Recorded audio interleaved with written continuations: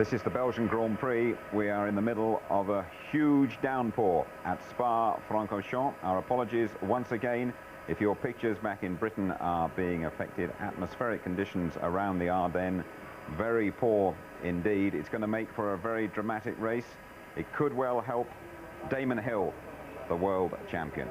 We'll bring you all the news as it happens from the pits with James Allen and Louise Goodman. Settle back and enjoy the Belgian Grand Prix now in the company of Martin Brundle and Murray Walker. Are we surprised? No, we are not at all surprised. This is par for the course at the fabulous Spa-Francorchamps circuit. Time after time we've been here when the skies have been blue, the sun has been blazing, and literally minutes later the skies are black and there's a downpour, as you have seen today. So now the track is soaking wet. It seems hardly believable when you see some of the parts of the circuit that they're actually going to start the race, but the storm drains here are very good. The water is being removed in vast quantities. There's a problem area in some parts of the course. It's a bit like Hockenheim, which is going through heavy pine forests, Hockenheim that is. There's heavy woods here, and they tend to hold the moisture, and some parts of the track obviously therefore will dry out very much quicker than others. This could conceivably be an advantage for Damon Hill, who is starting 9th on the grid behind Villeneuve in pole position, Jean Alesi who's 2nd, and Schumacher is 3rd. The track temperature has dropped an incredible 18 degrees in the last 10 minutes. It was swelteringly hot. We were aching for some relief, and we got it in the form of that storm, which has really cooled things down. So why could it help Damon? Well, he's on the Bridgestone tyres, about which we've heard so much this year. He was planning to start this race. In fact, he was going to have to start this race on soft compound tyres, which would have been very bad news indeed in the heat that we had this morning. Damon was 5th fastest this morning, but that's an indication in some ways of the fact that he was on soft compound tyres. But if the course is running cooler, and particularly if it's running wet, he might well have an advantage. Well, that's just possible, but it's also true, I think, that the Bridgestones are not clearing the very heavy water. They're aquaplaning slightly more than the latest Goodyears. The Bridgestones are faster when it's just plain wet. So I think there'll be a period of change through the race where the tyres come and go for individual drivers. And of course, they've got up to 6 different wet tyres to choose from, three compounds and 2 compounds and 3 different tread patterns. But last year in Brazil, I remember we started in a wet race, and I said to them, why can't we have a safety car in the beginning, because it's so wet and it's so dangerous those first few laps with aquaplaning. We want the race to start on time for the worldwide TV, and they've changed the regulations, and this race will start under a safety car. They will follow the Mercedes-Benz round, and until they get underway they'll be in line. I don't know how long for. That'll be the call of the clerk of the course or the race director as to when they get underway. I think that will be quite quickly into the race, but from an aquaplaning point of view, from a safety point of view, they have to do something like that because there's just too much water on the racetrack. The Formula One, they're very wide tyres. They simply cannot clear the water fast enough at the speeds they travel. So that'll be good news. The drivers will be pleased with that. You just saw the back of Ralf Schumacher's car. He will have to start from the pit lane, so he will have to wait until all of the cars have gone past. The fact that it's a safety car start is probably bad news for him because they won't be tripping over each other. He will now have to pass all of them once the race gets underway. So safety car start. Oliver Gavin, the young British driver, is the driver of that safety car, a regular attender now at the Grand Prix, and he's got an important job on his hands at the beginning of this race, Murray. He certainly has. I can't think of a more responsible one, certainly not right here anyway. So Oliver Gavin is going to lead the cars round. The first time we've had a race start behind the safety car, and as you can see in this incredibly perverse place from the point of view of weather, the sun is now not only out, but in the time that I have been talking to you, the track temperature has gone up 1 degree. You can literally see the water disappearing off the surface of the track and the cars. Well, Schumacher there on very lightly treaded tyres. I don't think it was the full wet. I think it was one of the deeper intermediate tyres Michael Schumacher had on the car, which surprised me a little. We do know he's changed the wings on that car. He's put more downforce on. to keep the car in contact with the road. They're all saying it's going to dry up, it's going to dry up, but you've still got to be on the road when it dries up and not aquaplaned off into the hedge somewhere. So a lot of critical decisions have been made on that grid, and we'll see who's got it right. You saw a flicker of light from the helmet of Villeneuve. He was removing one of the strips to aid vision. Now, already the track is starting to dry out, and I'm reminded of the Spanish Grand Prix last year, which was an absolute tour de force by Michael Schumacher in the Ferrari. He dominated the race, demonstrated why he's the double world champion that he is. So there's Johnny Herbert. There behind him is Morbidelli. There is Nakano. Incidentally, there are 3 top drivers starting well down on the grid. Jarno Trulli, who's made such a good name for himself, only qualified in 11th position. Johnny Herbert only qualified 12th, but was very quick in the warm-up this morning. But even lower are Gerhard Berger, who had a terrible qualifying session for Benetton. He's down at 15th position, and there he is as I talk to you. And behind him, Eddie Irvine. You just saw the Ferrari coming up. Irvine was not only 17th on the grid, very low down for him and Ferrari, but he was 21st in the warm-up this morning. And both the McLarens went off in the warm-up this morning when it was dry. The conditions weren't like this. David Coulthard went off. Mika Hakkinen went off again and quite badly damaged the car. They've been able to rebuild it, but it's being rebuilt as the spare car and not as his race car. So this, of course, is the formation lap. And we're riding with Villeneuve, who is in pole position. Difficult call then for Charlie Whiting and Herbie Blash in race control. They've got to make the decision from their TV pictures and information they're getting from the race car. I think they should be in contact with 1 or 2 of the drivers too. I've always thought that, although it's a little bit difficult to really make that happen in reality, and some drivers are going to have a different view of when it's ready to go, almost depending on which car they're in as well. But nonetheless, somebody's got to call when they believe this racetrack is fast enough to move at racing speeds, and it's not going to be far away, but you can see an enormous amount of water still coming up behind the cars, even despite the low speeds they're doing. Look, there's a beginning of a slightly sort of 2 tracks there through Stavelot, and then again into a wetter part of the track. It's going to take a while. It's such a high-speed circuit. Visibility is absolutely appalling around here. Often there's a little red light on the back of each car, wet weather light. You can't see that until you're about to run into it. You're listening to the car in front, and your peripheral vision, you're looking for some kind of landmark out of the corner of your eye to let you know where you are on the circuit, almost as if you're in a fog. Sometimes you know how you are going down this down a motorway when you pass a truck. Momentarily your windscreen gets full of water, you just can't see. Well, in a Formula 1 car, your windscreen is your crash helmet visor. Sometimes you can't even see your own dashboard. That's what they've got to put up with out there, and that's why they've made the sensible decision of starting this race with a safety car. So Oliver Gavin crosses the line,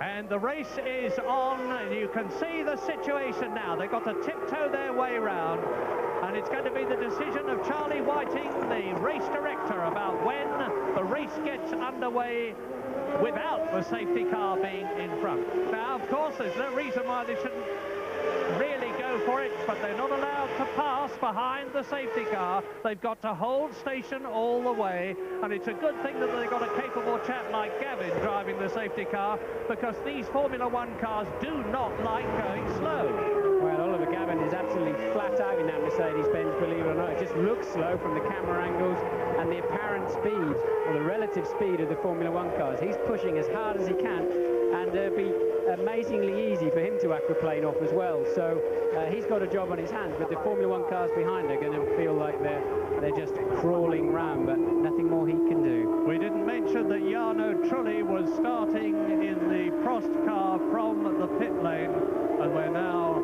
on the second lap. Trulli, in fact, is not out yet, so he's lost a lap. In fact, his race has gone.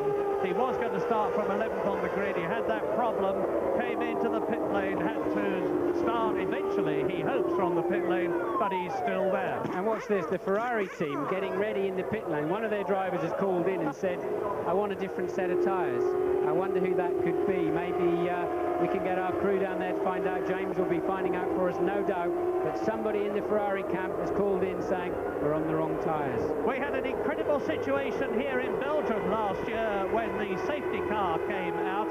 It transformed the race because Michael Schumacher, who is currently third in this race behind the safety car, came into the pit straight away and changed tyres.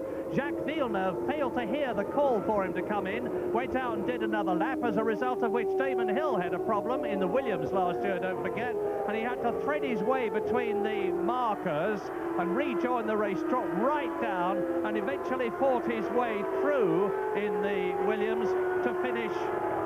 But now we're on lap 2 and we're coming up to the bus stop.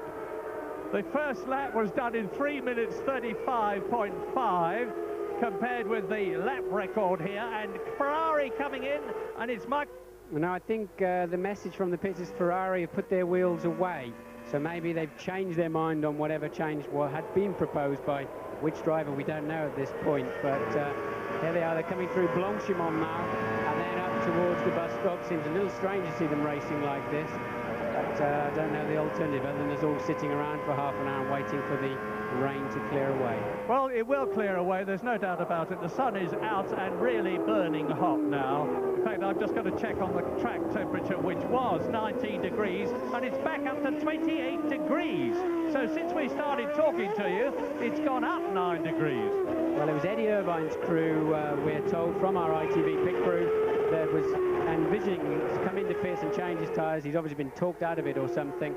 Just talking to the Goodyear people not half an hour ago, and they said this is the hottest Spa for 15 years, the hottest track temperatures we've got on our records in 15 years. But the whole paddock talk was about how hot it is for Spa, and here we are, Murray, in the pouring rain. But of course, that track is acting as a heat sink, and now that it's stopped raining, we can expect the moisture, in fact the wetness on the track, to disappear pretty quickly. If you look down at the Mercedes that Gavin is driving, and there's far less spray coming. There's still a heck of a lot. There's Alesi, there is Schumacher, there is Fisichella and Hakkinen and Frentzen, and behind Frentzen is Pedro Diniz, who is ahead of his teammate Damon Hill, not because he's passed it behind the safety car, which is not allowed, but because he started in front of Hill. There's Villeneuve trying to stay out of the spray of the Mercedes-Benz, trying to keep his visor and his little water in his crash helmet as he can. Rather surprised to see the two people in the safety car not wearing crash helmets. Well, we're on lap 3 now. It's a 44-lap race.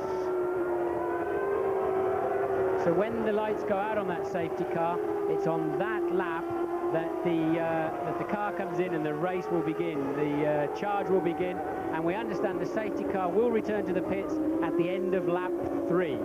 So the safety car is going in at the end of this lap, and then it's pedal to the metal. But they've got to watch out for those big puddles. At least now they've been able to have a look and see where most of the standing water is, because being such an undulating circuit, Murray, you get a lot of rivers running around there. It's incredibly dangerous. Yeah, I totally approve of this whole situation, starting the race behind the safety car, because it means, as you rightly say, that the drivers are thoroughly familiar with the track conditions. They know where the water is, they know where there is not so much water, they will know where they've got to be careful. So they're coming through now, and we'll wait to see those lights go off on the safety car. They'll be driving in a tremendous haze of water. All the people behind Villeneuve, who's been driving a very crafty series of laps behind the Mercedes. There is Mika Hakkinen, who went off this morning, had that very nasty accident yesterday when part of the rear suspension went on the Mercedes-Benz at nigh on 200 miles an hour as he was approaching Les Combes, the highest part of the circuit. Michael Schumacher weaving about in the Ferrari, and we are with Mika Hakkinen now, and the yellow car in front of us is that of Giancarlo Fisichella. The timing system is still working here, incidentally. The fastest man on the track at the moment is Ukyo Katayama, who in closing a gap has just gone round in 3 minutes 13 seconds. So the lights are out on the pace car. He will go down the pit lane, which is as the bus stop starts. It's quite a long way before the start-finish line, which is what makes the pit stops here very quick. We'll talk about that later on. There goes the pace car out of the way, and now they can start the race. Nobody can overtake until they cross the start and finish line. No overtaking until then. So Villeneuve will come out on the bus stop, and here he is. Villeneuve leads racing speed.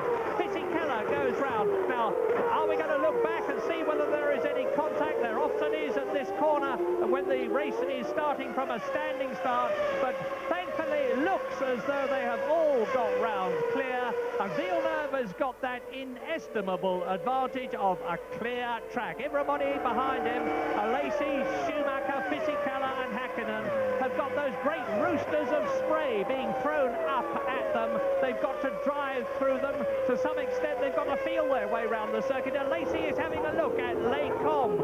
Michael Schumacher, who spent the whole of this morning working on the setup of his Ferrari. He was only 15th fastest this morning, and a lot of people thought he got a major problem. He hadn't. He was getting his car set up, and he's going through. Yes, so Schumacher got a great run out of Les Combes there, but couldn't make it stick on the way in to the hairpins, but terrific drive off that last corner. And here it is again.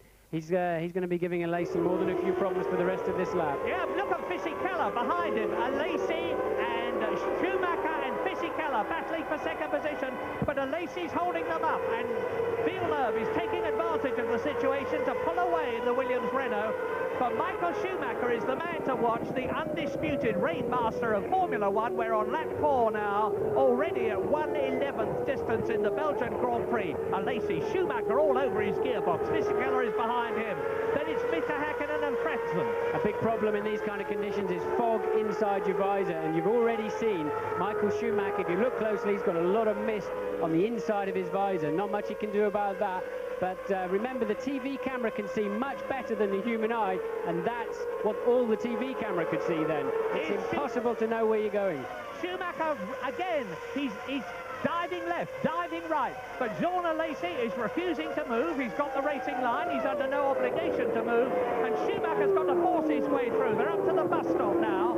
This is the conclusion of lap 4, the 1/11th distance. Lacey second, Schumacher out of the bus stop together. Those enormous puddles seem to have cleared up to La Source. Well, Schumacher's going to have to go up the inside because Lacey will go wide to take his normal, but they're going to touch. He's going to turn in on you, Michael. No, he just saw him at the last moment. Well done, Jean. Good move from Michael. A bit risky when you've got a world championship at stake. Now, the gap was 1.5 seconds. What gap? The gap between Villeneuve and Jean Lacey. Now, here's a replay as Michael Schumacher courageously, daringly takes that second place away from Jean Lacey, who just at the last moment sees the Ferrari on the right. Jinx to the left. Schumacher goes through, and he's right up with Villeneuve and going for the lead at Les Combes. Incredible start to the Belgian Grand Prix, and Michael Schumacher is the man. I hate to keep repeating this, but he is superlative. You saw him there hard on the throttle. He's going up the inside of Villeneuve now. Beautiful move. Remember, Schumacher had those lesser treaded tyres. He should, if the track begins to dry, should have more grip. And boy, is he using them well. So an easy move there, really, on Villeneuve. That will have taken him completely by surprise. This reminds me of Donington 1993. Here's a replay of Michael Schumacher at the right-hander diving inside Jacques Villeneuve. Here's a replay from Schumacher's point of view. And I was saying, he's clearing off now. I was saying that this reminds me of Donington 1993. The conditions were like this. Ayrton Senna started 5th on the grid, and that's going off the track is Ralf Schumacher. He went off on the formation lap. He's gone off again. He started from the rear of the field, trying to close up, and now you see Fisichella swarming all over the gearbox of Jean Lacey, who's in 3rd position. Second position, my apologies. Replay of Ralf Schumacher going off. Well, Ralf did well to get out of there. There's usually a strip of grass around the outside that the security vehicles can use, and most drivers head straight for that, because if you get bogged down in that gravel trap, we all know too well, it's the end of your day. Well, look at it now as Michael Schumacher comes through to complete his 5th lap. The gap previously was 1.5 seconds. Schumacher has gone through. Villeneuve is actually much slow, some 7 seconds slower on that lap. But the gap now with Schumacher. And there goes Hill past Inez. No, he didn't make it stick. He had to lift off. He didn't really commit himself to that move. It was his teammate after all, but Damon needs to be getting on with it. He's got David Coulthard breathing down his neck also, and he needs to be going. Hakkinen doing well in 5th. Remember, as of last night, he was on the back of the grid with alleged fuel infringement, but that's since been sorted out. Well, Deniz is in 7th place and Damon Hill is in 8th position. Here's Fisichella and Alesi battling for that 3rd place. Yes, well, Lacey there on the wetter side of the track, having to lift the water up, but he's obviously carrying more downforce than Fisichella.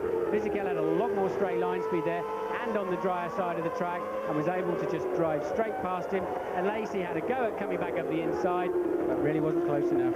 Right, well, we're on lap 6. Michael Schumacher is 6 seconds now ahead of Villeneuve already. You can see the battle for 2nd position because there is Villeneuve. Behind him is Fisichella, who's forced his way past Sean Alesi, who's down to 4th position.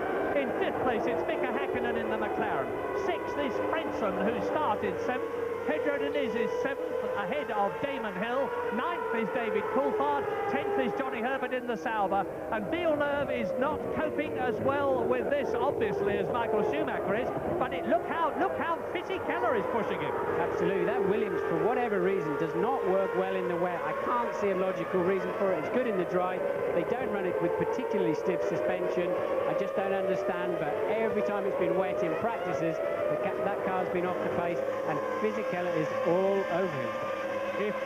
Now they're coming up to Blanchimont. This is the fastest corner on the course, and off goes the Prost of Shinji Nakano, the Japanese driver. That's the first retirement from the race, although Jarno Trulli is still well down. Well, he could have had a go at the inside, but it's a oh, and he's locked his wheels. Villeneuve has locked his wheels. He's got to go through the pit lane at 80 kilometres per hour. That's cost him an enormous amount of time. Yes, he's been passed by Fisichella, who's now up into 3rd position. 2nd place for Fisichella. Villeneuve going down the pit lane. He's going to stop for tyres while he's at it. Sorry, maybe he didn't lock his wheels. Maybe he intended to come in, but very early. Brave move.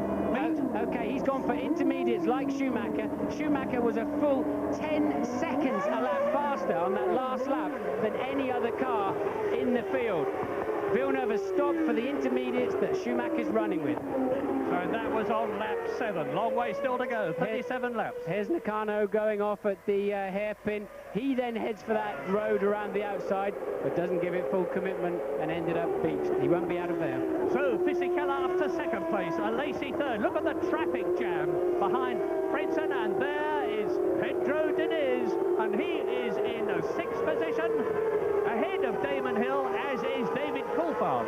So, look at this. Well, these are the kind of conditions where the Bridgestone tyres have been very, very good. You can see Damon Hill, Pedro Diniz, they're having a good look up the inside of David Coulthard. Frentzen there holding the lot of them up. Hill on the inside, no, you're not going to get through there, Damon. So a big traffic jam there behind Frentzen, and Hakkinen getting away now in front of them. And it's getting drier all the time as the temperature goes up, and as we look at Giancarlo Fisichella, who is now some 17 seconds behind Michael Schumacher, but a good way ahead of Alesi. He's pulling away from Alesi in 3rd position. Hakkinen, here's the traffic jam. Frentzen followed by Coulthard. Diniz is down to 7th position. Damon Hill fighting for his place, and Johnny Herbert fighting his way up too. Johnny Herbert having a go there at the rear wheel of Damon Hill. Couldn't make it work. Now you can see the 2 lines forming around the racetrack where the racing tyres have lifted the water into the air, and it gives you 2 tracks, and if you put your car in those 2 tracks you have a lot more grip, but your tyres start to overheat. Schumacher on the intermediates, he's got a bit of leeway before they'll be giving up on him. There goes the Benetton. Lacey's coming in the pits. If he goes for slicks, it'll be brave, but there's some talk from our pit crew that's what he's doing. And but Lacey deciding those full wets are not for him either. Johnny Herbert in the red helmet up behind Damon Hill, who is in 8th position. And look how close they are to each other as Jean Alesi comes in from what was 4th position. He's decided that he can cope with slick tyres.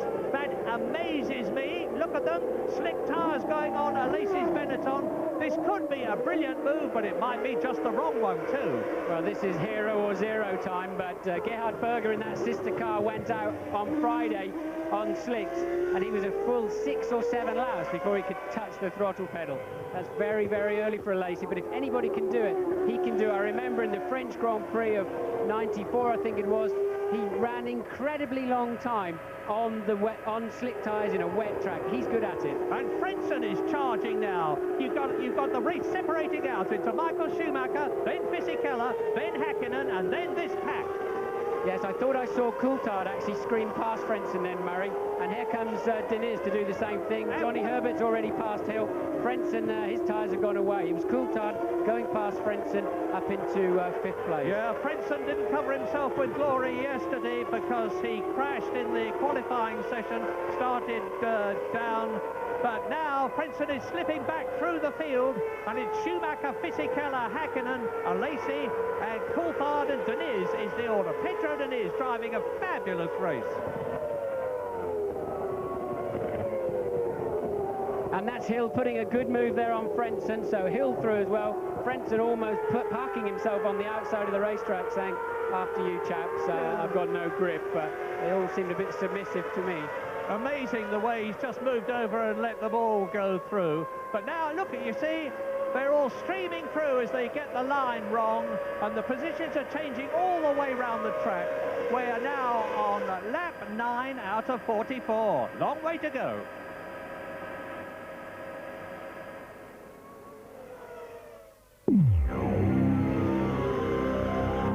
An Jean Alesi. Er bleibt außen und kann sich da durchsetzen gegen ihn ohne große Probleme. Auch er ist ja da auf Intermediate-Reifen. Und noch eine Szene möchten wir nicht vorenthalten. Überholmanöver von Diniz und Johnny Herbert gegen Heinz-Harald Frentzen. Auch der auf Regenreifen. Also es scheint fast so, Jochen, als habe man sich bei Williams wieder mal ein bisschen im Wetterpoker vertan. Und deshalb auch jetzt Heinz-Harald Frentzen schon in der Box. Auch bei ihm wird jetzt Reifen gewechselt. Ein bisschen und Slicks. Er fährt auf Slicks. Ist der zweite, der auf Slicks geht. Alesi war vorhin drin, hat bereits Slicks aufgezogen. Und auch bei Ferrari sehen wir hinten, da ist Eddie Irvine drin. Und auch für Michael Schumacher soll ein Reifenstopp vorbereitet werden. Auch die Jordan Crew steht da parat. Und der Vorsprung von Michael Schumacher nach Ende der 8. Runde betrug 28 Sekunden auf Giancarlo Fisichella. Also zweimal Intermediates vorn. Danach dann Häkkinen, Coulthard, Diniz, Herbert, Hill, Magnussen. Das ist also die Reihenfolge. Ende der 8. Wir sind jetzt in der 9. Runde. Einzelne trockene Spuren sehen wir schon, aber es ist noch kein Risiko, auf den Intermediates noch draußen zu bleiben. Also es geht mit Sicherheit noch etwas schneller auf den nur leicht profilierten Reifen. Ja, warum er bei Williams ausgerechnet die Schwerwetterreifen aufgezogen hatte, ist mir nicht so ganz klar. Da steht der erste Stewart draußen. Barrichello. Und Ralf Schumacher ist auf Platz 20. Vor ihm Eddie Irvine und Mika Salo.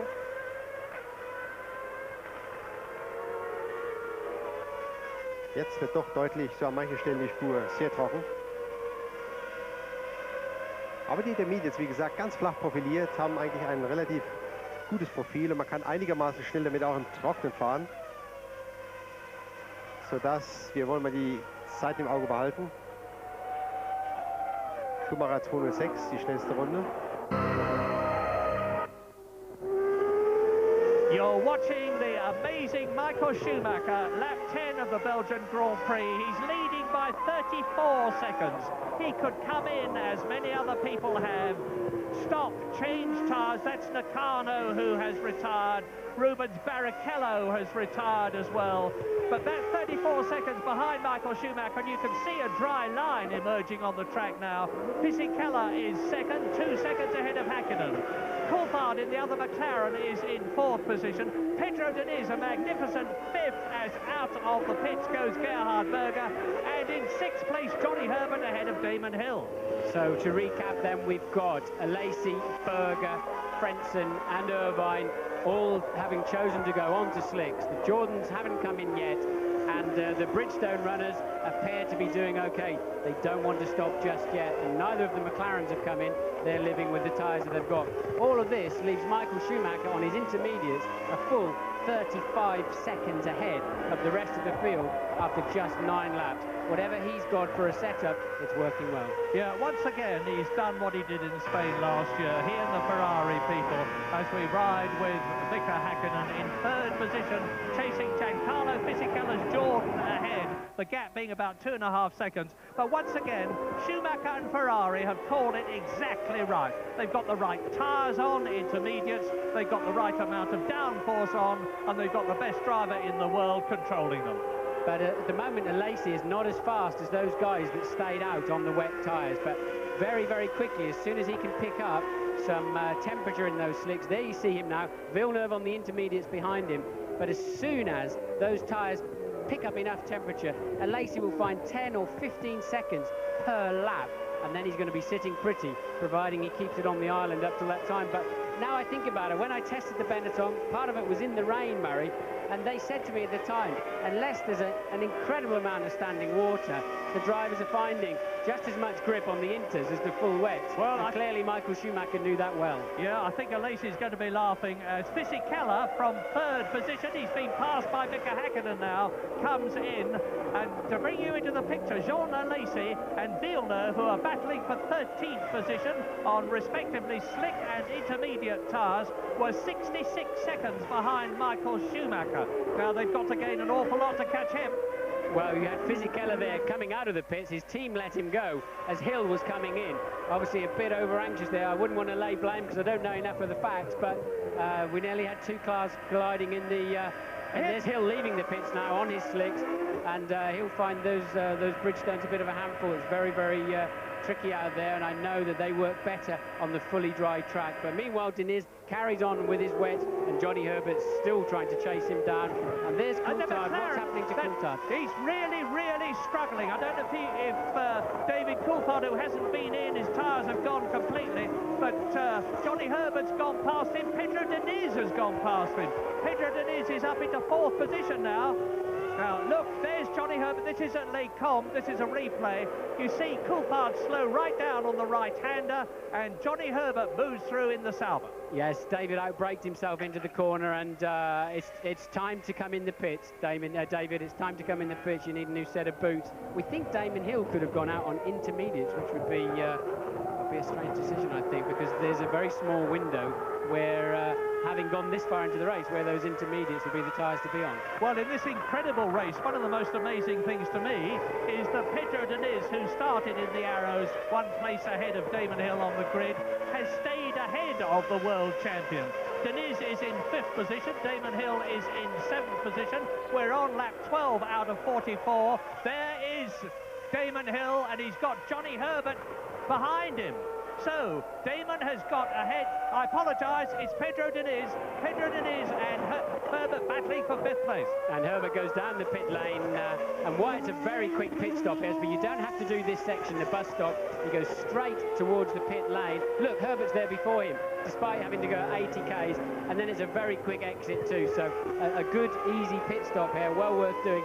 Schumacher 47 seconds ahead, and still 4 or 5 seconds a lap faster than those guys on slicks. They've gone very early for slicks. Here's David. He can only go for slicks. James, what is he putting on? He is indeed putting slicks on. Meanwhile, the tyre covers I can see behind me has just come off for Jacques Villeneuve. He's going to have to make another stop. I'm pretty sure he's going to put slicks on. He came over the radio the last time round and said, guys, wet tyres are a big mistake today. So, Johnny Herbert has changed tyres and is in 4th position. David Coulthard has changed tyres.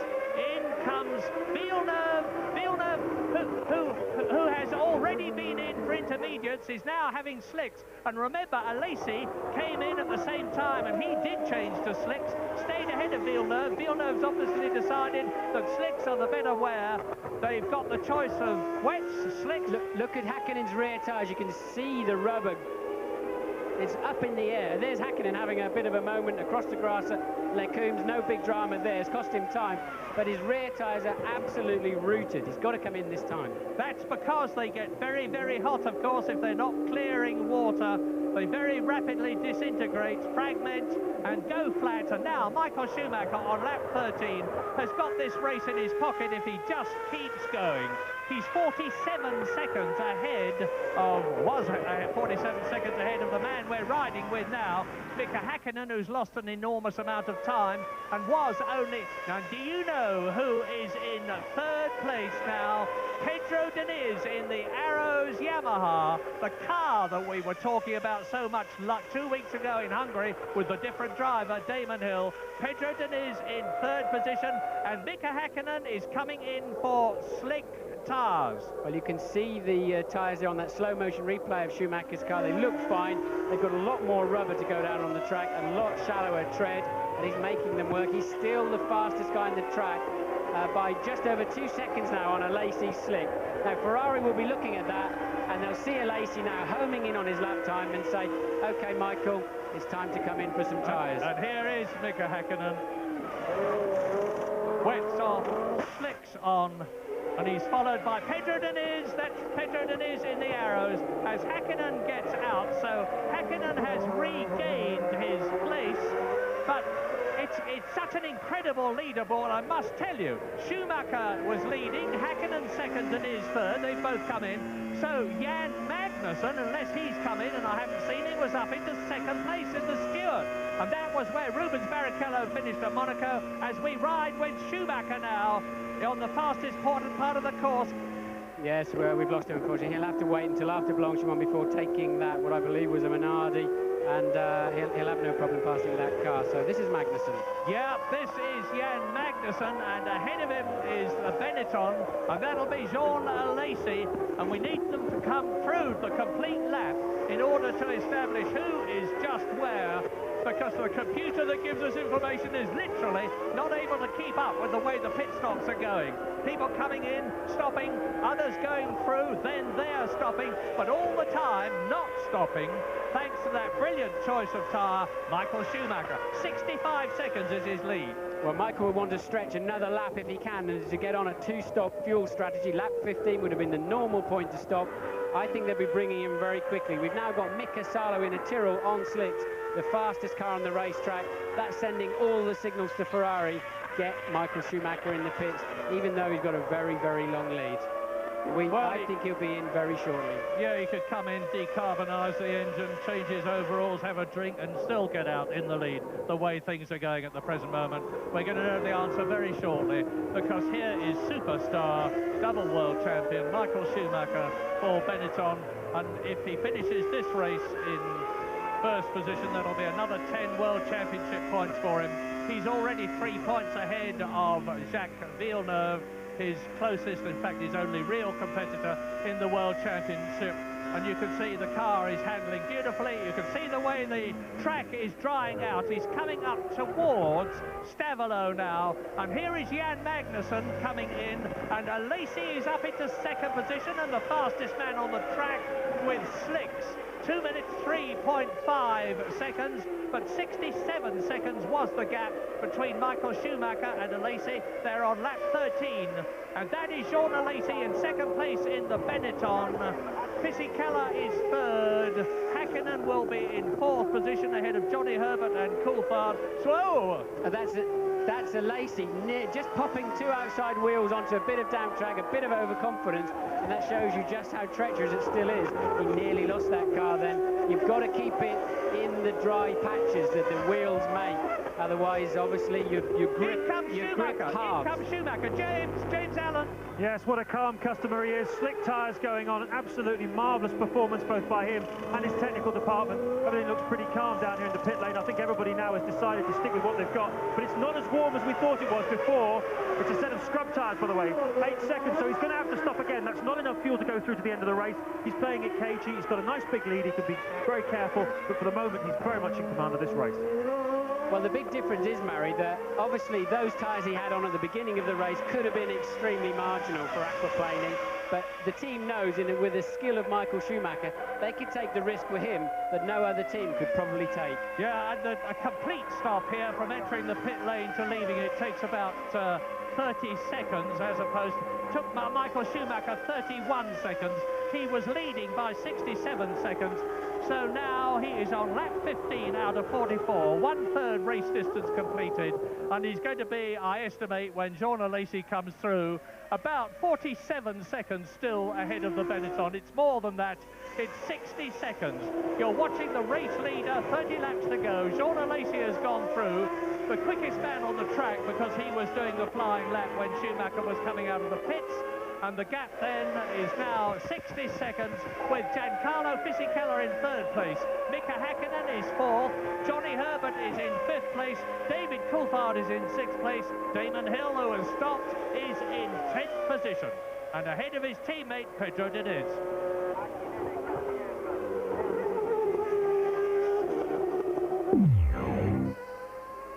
Rennt sie jetzt auf 7. Durch die nächsten Boxenstops und 1, 2 Überholmanöver, die wir leider nicht im Bild gesehen haben. Michael Schumacher führt vor Jean Alesi und Giancarlo Fisichella, den haben wir hier im Bild. Dann Mika Häkkinen, Johnny Herbert, David Coulthard und Heinz-Harald Frentzen.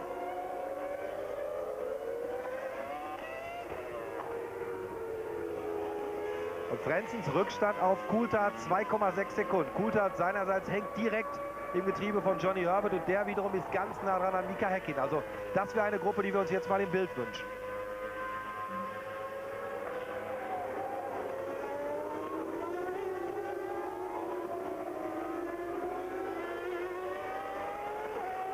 Vorne die schnellsten Runden fährt Alesi im Augenblick mit 2:01, dann Fisichella mit 2:03. Michael Schumacher hat noch keine richtig schnelle Zeit durch den Boxenstopp hier auf dem Computer. Aber man braucht ein bisschen, bis man sich eingefahren hat. Selbst wenn man gleich rausgeht auf Slicks, dann wird es, habe ich gerade gesagt, da kam gerade die schnellste Runde von Michael Schumacher durch mit einer 2:007. Also er ist schon im Full Swing. Ich wollte gerade erzählen, dass man ein bisschen braucht, aber hier in dem Pulk, da sieht es natürlich arg eng aus. Und Irvine hinten dran.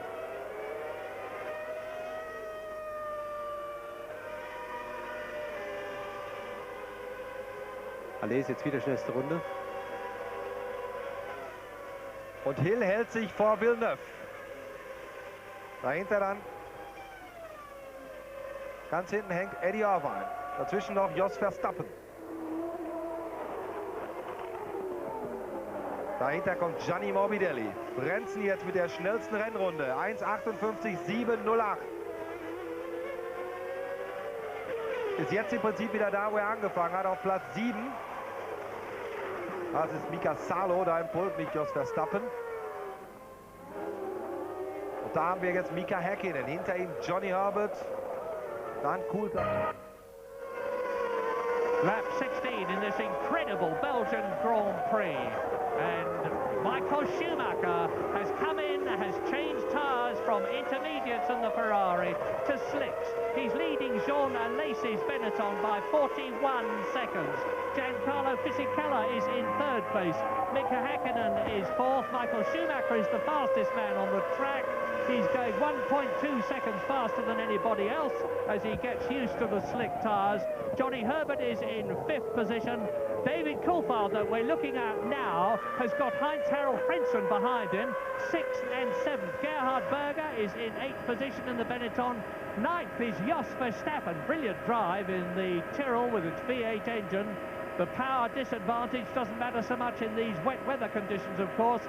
And Verstappen is driving on his home track. He's a Dutchman. This is the nearest track to Holland. And now Frentzen is having a go at David Coulthard and trying to get up into the points. Heinz-Harald Frentzen, who's had such appalling luck and problems. And they're catching Johnny Herbert, who is in 5th position, into the bus stop.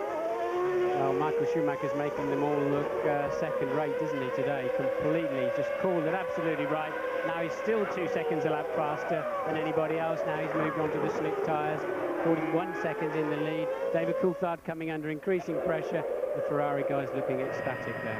And Damon Hill is slipping back through the field. We heard that he had demanded intermediate tyres to be made ready for him at a time when everybody else was switching to slicks. He's paying the penalty now because he is down in Well, he's slipping down. He's in 14th position now. He'll have to come in and change again. That's a bad call from Damon. As I said, when the track is beginning to dry like that, there's a very small window when the intermediates are the right tyre to be on, over 1 or 2 laps. It was never going to be the right decision with a drying track. Here's Damon now coming in for his slicks. He was 2 stopping in this race anyway, so he's made 1 more stop than he really needed to have made. Tom Walkinshaw's not going to be impressed if Damon did in fact demand those tyres. Well, but that's the message we had. We'll have to wait and see. But now here is Mika Häkkinen, 4th position. Johnny Herbert behind him in 5th position. There is David Coulthard, 6th. Heinz-Harald Frentzen is in 7th place in the Williams. And now we join him at racing speed after the slow motion shot. And you can see just how incredibly quick this Belgian Grand Prix track at Spa is. Ralphie Schumacher back in 19th place. Remember, he started from the pit lane. He's had a trip through the gravel trap. He's now fastest man on the track. He's got nothing to lose, really. He's just going for it right in the back of the field. That's a brave move. If Frentzen pulls that one off, it's a brave move. And he does. Force Coulthard onto the wet part of the track.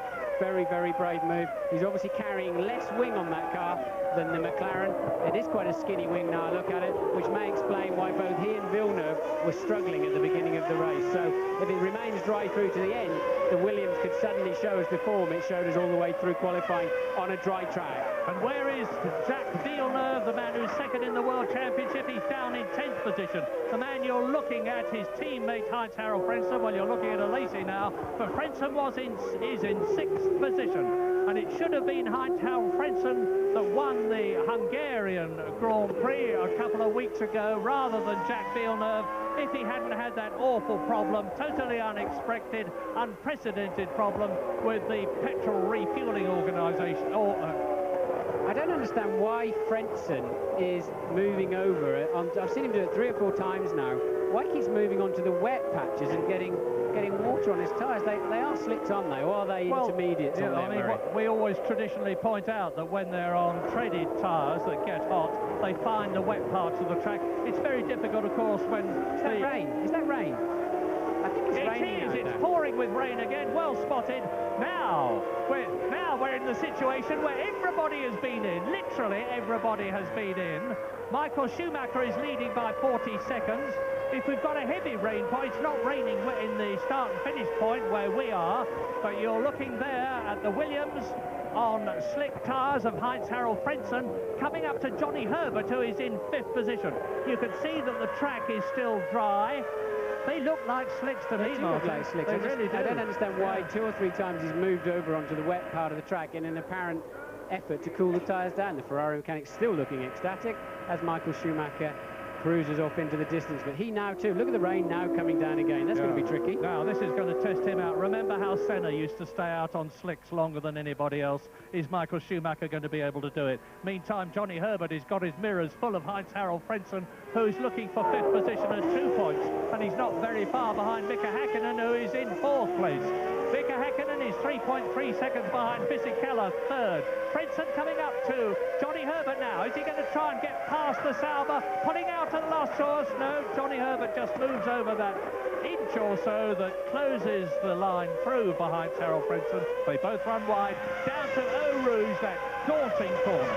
Well, they're at our end of the racetrack and there's no rain at all here, so it's just up at Les Combes. Often happens here, the track is so spread out that you can get rain at one end and not the other, as we've already mentioned earlier in the show. And here they come into the wet part. Look at the rooster tails going up now. That'll be a handful when he touched the brakes. Fisichella 3rd, Häkkinen 4th, Herbert 5th, Frentzen 6th, behind Frentzen David Coulthard, and between Häkkinen, who is 4th, and Coulthard, who is 7th, there are just 3.8 seconds. And once again, on this part of the track, they're having to drive through heavy spray. Meantime, Michael Schumacher, nobody has been lapped yet. Nakano is out of the race. Rubens Barrichello is out of the race. Trulli is out of the race. I tell a lie, Damon Hill has been lapped as a result of coming in twice. But the top 18 out of the 22 who started, now on lap 20 out of 44, are all on the same lap as Michael Schumacher, with the exception of Katayama, who's just been passed. He's 18th in the Minardi. And look at Johnny Herbert right Hakkinen. This is the battle for 4th, 5th and 6th position. Hakkinen, Herbert and Frentzen. With David Coulthard storming along behind them, trying to close the gap. He's not actually doing so. Frentzen's got tremendous speed down there towards Blanchimont and puts the same move on Herbert. Doesn't quite come off that he did on David Coulthard. And now he doesn't appear to have an advantage after that. It's just a straight line speed he's got. He doesn't seem to be able to break as late as Johnny. Well, I must say I really would like to see Heinz Harald do well in this race. He's had so many problems, including 5 failures to finish this year. Yeah, I'd like to say that in the last race, when he had that fuel filler problem, there's a Minardi off in the gravel trap.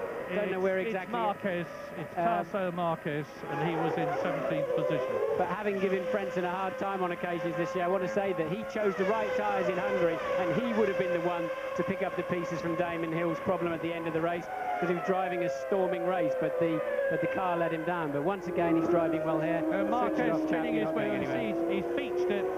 He's got the bottom part of the car in such a way that the rear wheels are off the ground.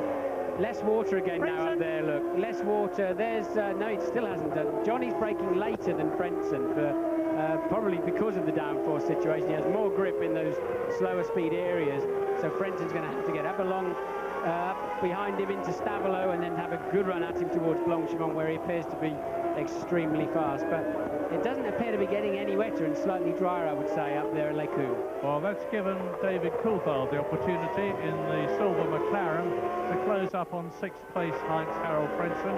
There is the German, and there in the background is the Scotsman, David Coulthard. And Michael Schumacher is now on his 21st lap. The next lap will be the half-distance lap as Villeneuve goes through.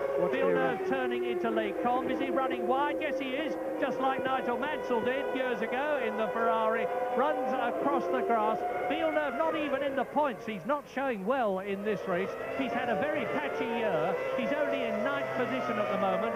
Remember, he came in for intermediates, decided that he couldn't cope with them, came in again, and he's on slicks. Well, every Formula One driver knows that patch of grass intimately. The reason is you brake so late from such high speed going into Les Combes that it's very easy to outbrake yourself. And instead of turning in with an inevitable spin, you know it's smooth enough to actually... There's Frentzen. He's gone up the inside this time and still had to back out of it. Johnny brave there. Johnny kept his ground and said, not yet, you're not coming through yet. So we all know well. Frentzen's got a good clean run now out of the bus stop. But I still think Johnny will outbrake him when he gets there. He's on the inside. Johnny Herbert's on the inside. That's where he needs to be. Frentzen has to back off, tuck in behind the Sauber, and out of the race goes David Coulthard, who was in 8th position, who's just re-signed with McLaren for at least another year, 1998. So there's now only one McLaren in the race and in the race, but Frentzen's got him this time. Surely he's got enough speed now. Yes, he's gone through. He used his straight line speed. Now Johnny's going to have a go back up the inside, but I don't think he's going to be close enough. Frentzen will now walk away quickly up to the rear wing of Mika Hakkinen. And his next target is Mika Hakkinen, 2.3 seconds. We saw Hakkinen himself go off at Les Combes earlier on, but as you rightly say, Martin, Heinz Harald Frentzen is pulling away. We're on lap 21. Michael Schumacher is leading Alesi by 37 seconds.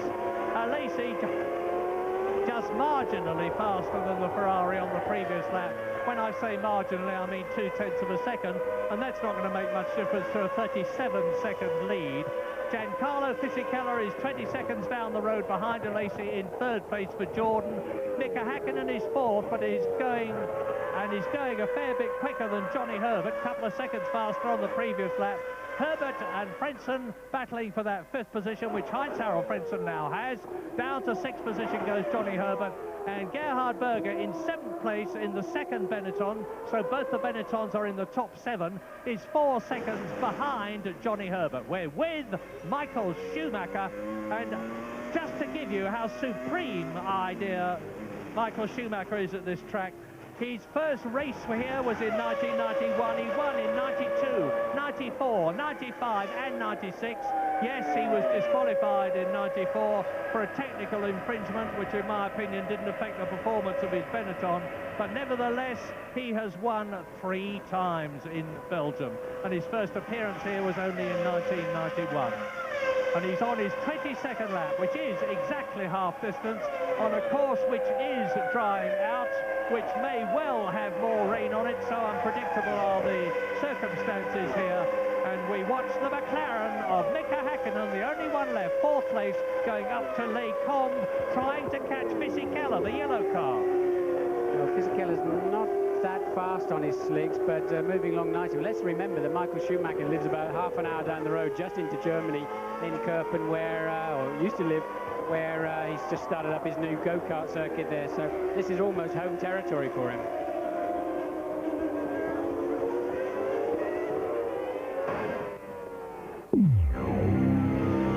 Da oben ist es nass, hier unten haben wir wieder eine trockene Spur. Gott sei Dank, das ist ja eine superschnelle Linkskurve. Und oben relativ, aber wie gesagt, Spa verträgt einiges. Man kann da schon mit Slicks im Regen einigermaßen gut zurechtkommen. Aus irgendeinem Grund hält der Belag mehr aus als die anderen.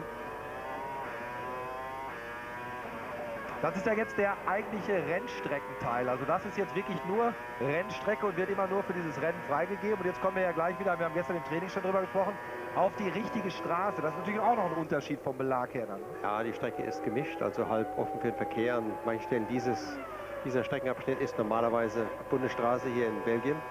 Wo die ganz normalen Lastwagen fahren, die diese geschälten Kartoffelstäbchen hier von Stadt zu Stadt fahren. Jetzt aber die Busstop-Schikane.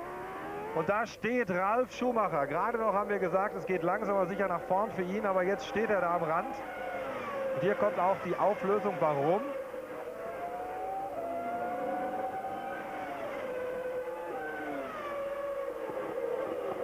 Ja, da kommt er ein bisschen zu quer. Hinten drauf kann den Wagen nicht mehr abfangen. Das Dilemma mit den...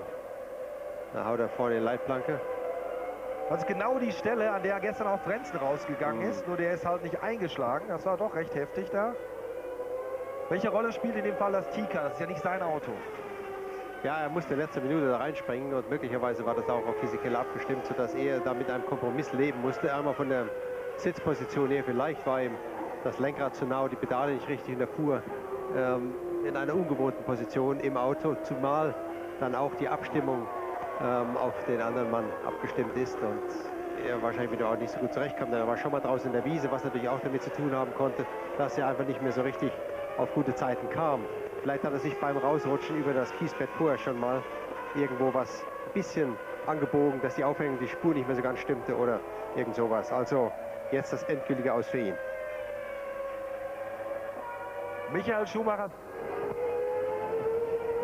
You're watching the Belgian Grand Prix. Michael Schumacher remains nearly 40 seconds clear, but younger brother Ralph, who we saw running round the circuit beforehand, his race has run its course. Here's Simon Taylor. Yes, Ralph running in 15th place, lost the back end coming down the hill from Les Combes, spun to the right across the road, hit the barrier pretty hard. That's the end of his Jordan. Ralf Schumacher, therefore, out of the race. His teammate, Giancarlo Fisichella, still in third place. Back to Murray.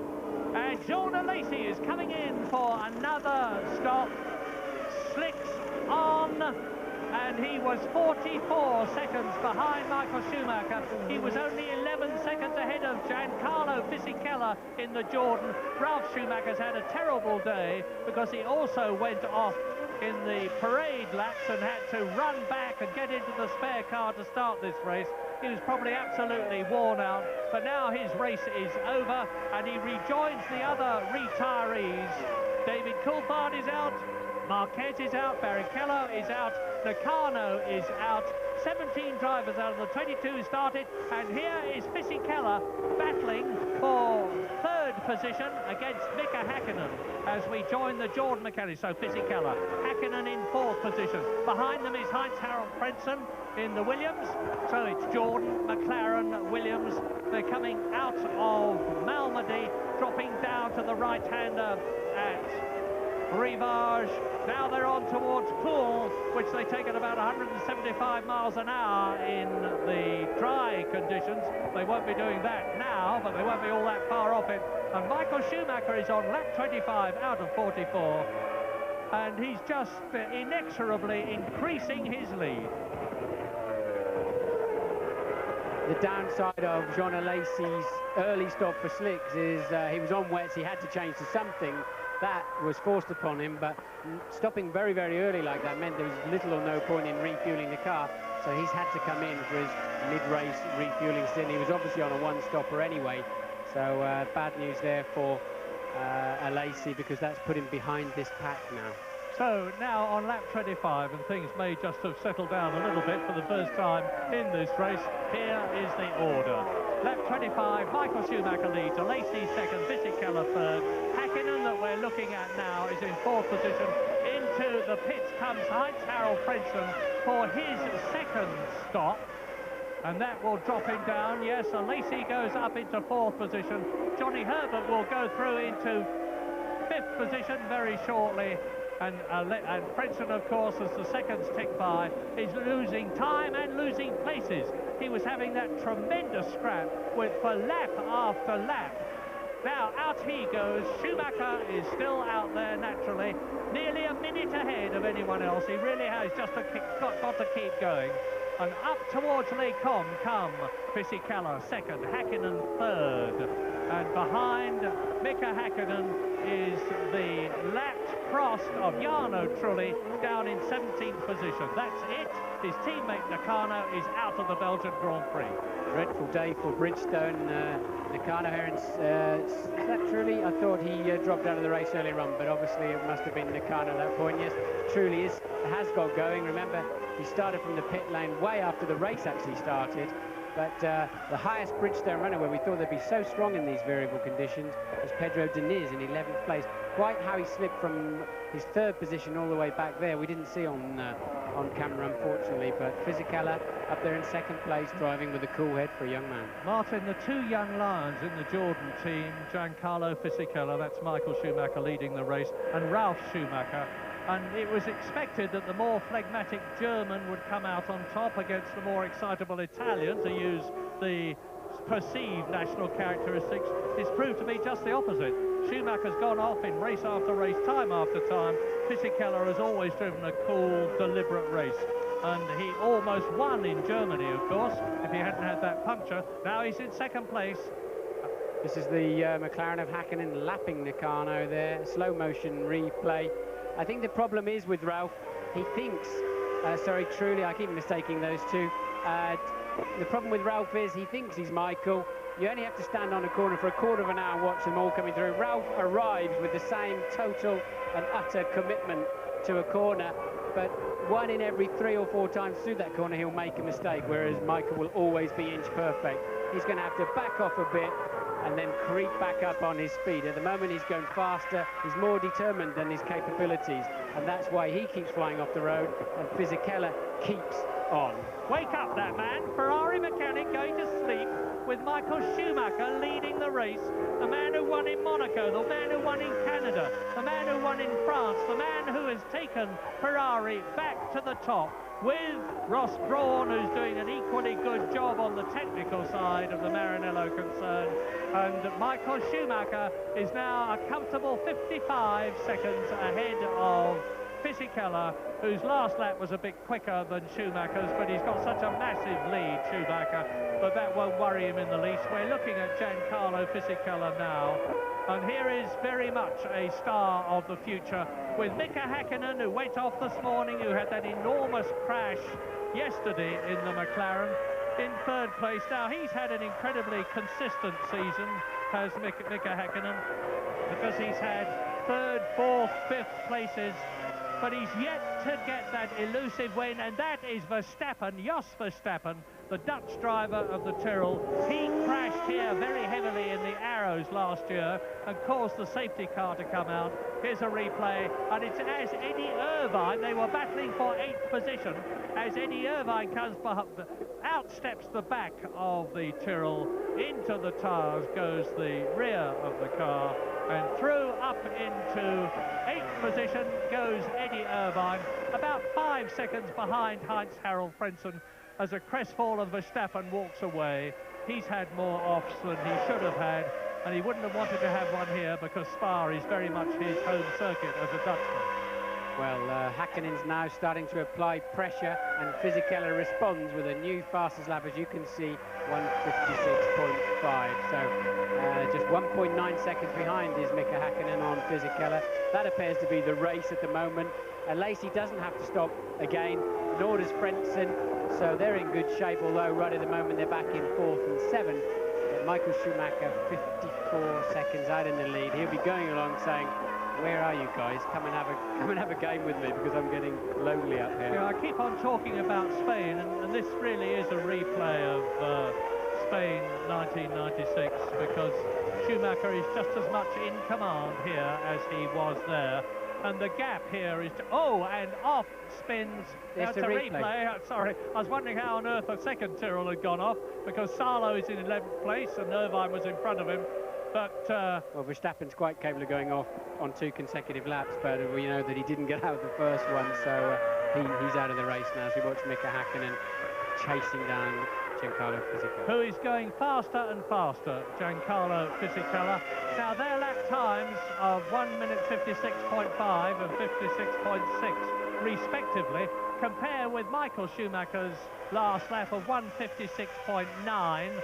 The fastest lap we've had, 1:56.5, so Fisichella, and that compares with the all-time lap record by Alain Prost at about 1:51. So, notwithstanding the fact that the track is in far from perfect conditions, they are about 5 seconds off the all-time 3.5-litre lap record of 4 times world champion Alain Prost. New fastest lap for Häkkinen then. He's really homing in now. A 55.8. Fisichella's responding, but Häkkinen appears to have a little bit more speed. They're pulling away from Alesi, who's now 11 seconds down. Johnny Herbert still running very well in 5th. Villeneuve, he's coming through. He's now up into the point-scoring position, but his lap times are somewhere there or thereabouts, but not quite the kind of charge I was expecting from Jack. He can't afford to let Michael Schumacher walk away with 10 points and him just receiving 1 or 2. Lap 28, Michael Schumacher, 53 seconds ahead of Giancarlo Fisichella. Third is Mika Häkkinen, the fastest man on the course, who is catching Fisichella. Here is Alesi in 4th position. Behind Alesi there is Johnny Herbert. 6th is Jacques Villeneuve, who's now got the Williams in the points after having had to stop for tyres twice. Frentzen is in 7th place, so the 2 Williams are next to each other on the track, but separated by about 7 seconds. Eddie Irvine in the 2nd Ferrari is 8th, Deniz is 9th, Berger is 10th, and Damon Hill, thanks no doubt to that wrong tyre call that we heard about, is down in 14th position, 45 seconds behind Gianni Morbidelli. Very bad, a complete contrast for Damon Hill from Hungary 2 weeks ago, where he was quite rightly the hero of the day, drove an absolutely superlative race, started well in the race here, because Damon Hill was 9th on the grid, albeit 1 place behind Deniz, but now he's down in 14th place. We're on lap 29 out of 44, and Schumacher has got it made, provided he just keeps going. Well, the world-famous ITV pit crew tell us that Michael Schumacher's mechanics are out in the pits, getting ready for a stop. You can just see them there, they come into view. So plenty of time, no panic, they can just cruise in the pits. They're asking the Williams mechanics, move your wheel guns, chaps, if you're not coming in. We're bringing Michael Schumacher in now, so Williams moving some of their equipment out of the way to give him a cleaner run into his pit garage so they can pull up square to his mechanics and not at an angle and make life more difficult for them. Sometimes if you don't stop very close to the marks, the refueler cannot reach with the fuel gun. Then you've got yourself a 20-second shuffle while they move you around. But Häkkinen there, still closing on Fisichella. For 2nd and 3rd, and Villeneuve is now the fastest man on the track, 6th position, closing up on Johnny Herbert. Indeed, his last lap was 2.5 seconds faster than the Sauber. It's going to be a very dramatic finish to this race, and Villeneuve is desperately trying to close the World Championship points gap here at Spa between himself and championship leader Michael Schumacher, who of course is a country mile ahead of everybody else at Spa itself. And in comes Schumacher, James. Yes, in comes Michael Schumacher, very cool and calm. Slight lock-up on the way in, but the Ferrari crew very much on top of things today. Obviously another set of slicks going on. Now I'm going to run down after this and find out who else has to stop again. I suspect Fisichella does have to stop. I'm pretty sure Alesi does not. 7.3. That should take him through to the end of the race. Let's find out what everyone else is going to do. So Michael Schumacher just eases his way out of the pit lane, 50-mile-an-hour limit. And we all know too well, and many people have done it, you can spin as you just knock off the speed limiter there coming out of that pit lane, especially on a damp day. It's very easy to just do a complete 360 and lose the engine, so Schumacher very cautious there. And we're still waiting for Giancarlo Fisichella in second place to come past and complete his 29th lap. Well, Villeneuve now finally on a charge. He's passing there. David Coulthard. Yeah, that's been there a while. Yeah. That's Coulthard's stricken car. So Villeneuve now finally on the charge. He knows he needs to get on with it. I don't know why it's taken him this long, but now he's moving because he's been absolutely awesome. Hakkinen in for his stop, another set of slicks and refuel. Should be able to go to the end of the race after this. From third position, Alesi will go up into third position. There was only a 7-second gap between them, or at least he should do. And we're on lap 30 now. That is Tarso Marques, the Brazilian driver of the Minardi, who was out of the race a long, long time ago. In fact, he only did 10 laps. Villeneuve plunging down towards Eau Rouge behind the frost of Jarno Trulli, lapping the Italian. And bright, bright sunshine now as he streaks up to Les Combes. And Johnny Herbert has already gone through that sequence of corners. And look at the gap that's already developed. Some more rain, Murray, some more rain going on up there, just spitting away at the top end of the circuit. Doesn't look as heavy as before, but why is it hotter in this commentary box than in the racing cars? Well, I could give you a very exact answer, Martin, but I haven't got the time to do it. But you're absolutely right. And Jacques Villeneuve in 6th position, 1 World Championship point, 9 World Championship points in this race behind Michael Schumacher, plus the 3 that he was already behind when the race began. And the Williams mechanics are out to greet who? I don't know. It could be Villeneuve in 6th position. He's been in twice. It could be Frentzen in 7th position. He's been in twice as well. That must be for Villeneuve. Villeneuve, remember, had to stop. He stopped for Inters like Damon Hill and then had to stop again for slicks. So it must be for Villeneuve. In which case, Heinz-Harald Frentzen is going to take that 6th place. And once again, Villeneuve will be out of the points. He's really going for it on the absolutely dry roads now. Lap 31 out of 44. How time flies when you're enjoying yourself. It only seems a few minutes since this race began. Ukyo Katayama, 15th place, the man who's just climbed the Matterhorn without oxygen, the fastest time ever anybody has done it. And out of La Source goes the Williams as in comes Eddie Irvine in the Ferrari from 8th position. And Eddie Irvine's been in, this is his 2nd stop. No, it's his 3rd stop, I apologise. Terrible weekend for Eddie. He's just not been on the pace at all. 17th on the grid, a lot of traffic, but nonetheless didn't even threaten to do a good lap time. Reasonable pit stop going on. He's in first gear, ready to go.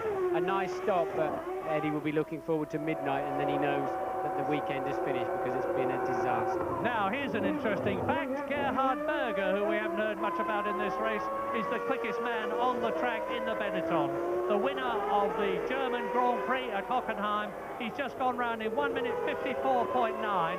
He's only 3 seconds, he was only 3 seconds behind Irvine, who's just come in.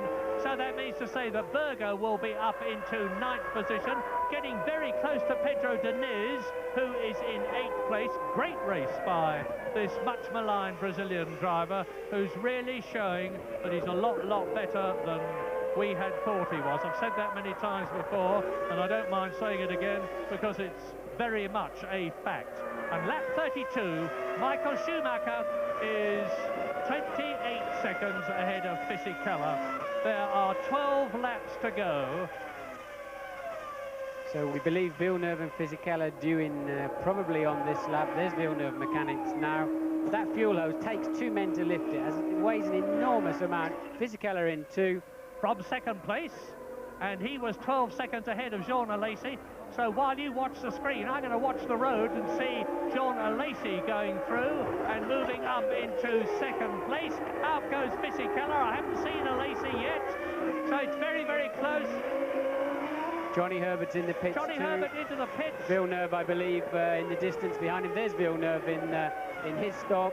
Important stop for him. He needs some points today, and I don't see him getting any at the moment because Frentzen, Hakkinen and co are all in better shape than him, and you can see Johnny Herbert's away in front of him too. So all to play for now for Villeneuve. I really expected him to run away with this race today.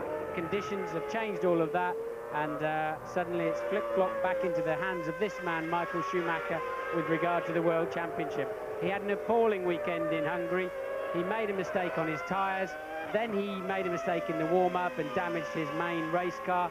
He had an awful race, salvaged 4th place, looked pretty second-rate himself, and now here today he's been nothing less than brilliant.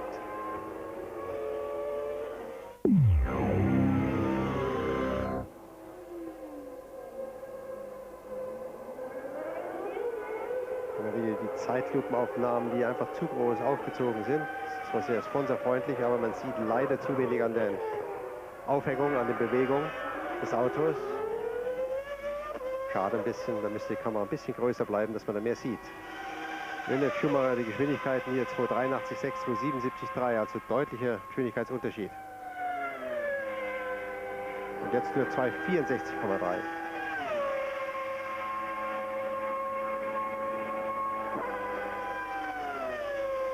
Und auf den Tribünen dominiert Rot. Ein österreichischer Reporter kam gestern zu mir ganz kurz und sagte, ich dachte, Hockenheim war schon. Also für ihn sah das hier aus wie auf dem Hockenheimring. So viele Schumacher-Fans.